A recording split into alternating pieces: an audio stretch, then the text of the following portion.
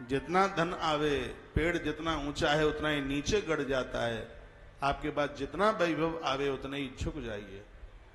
ये सिद्धि आ जाएगी जिसका नाम है लघिमा। पांचवी सिद्धि है जिसका नाम है प्राप्ति, यानी इच्छित पदार्थों की प्राप्ति। जो आप सोचें वह आपको मिल जावे।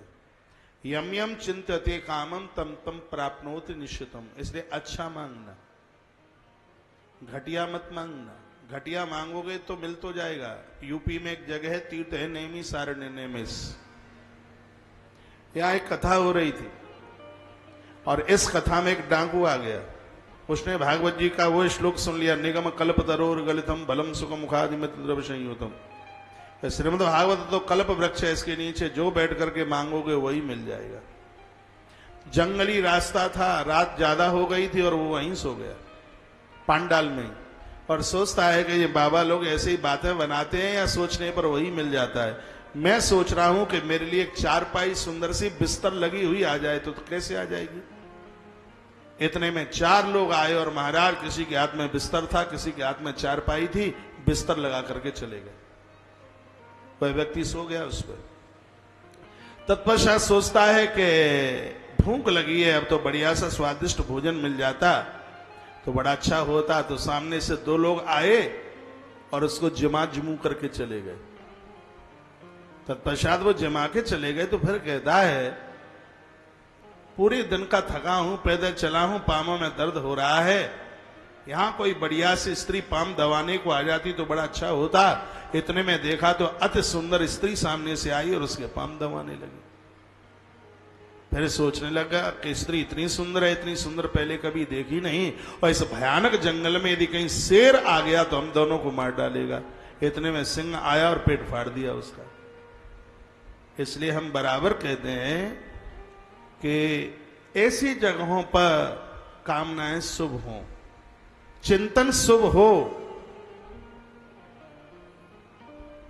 तो ही ज्यादा ठीक है।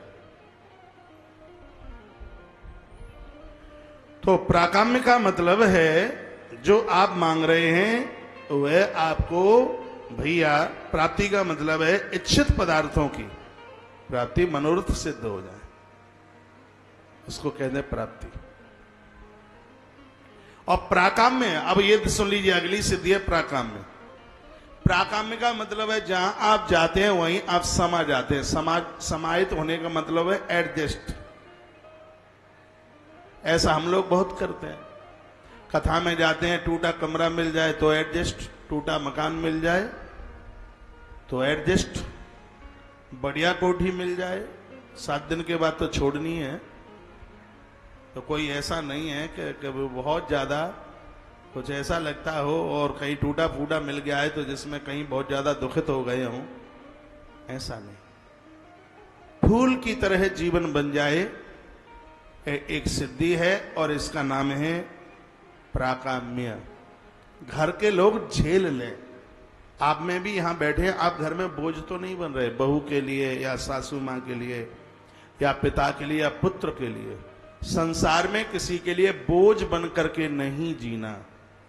हम जहां पहुंचे वहीं समाहित हो जाए, वहीं उसको जैसा समय है उसी में एडजस्ट हो जाए। ये बहुत प्यारी सिद्धि है और इसी का नाम है प्राकाम्य।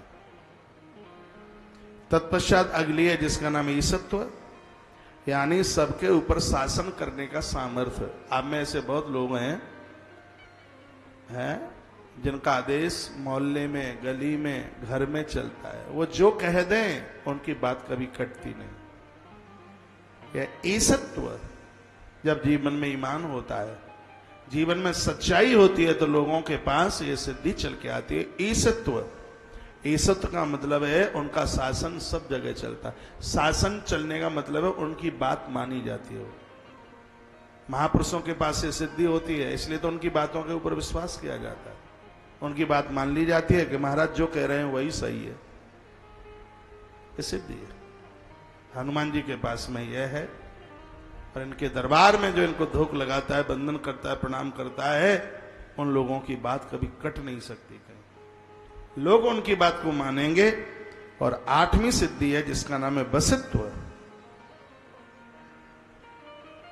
बसित्व, बसित्व का मतलब है किसी को अपने बस में कर लेना। हनुमान जी के पास है ये।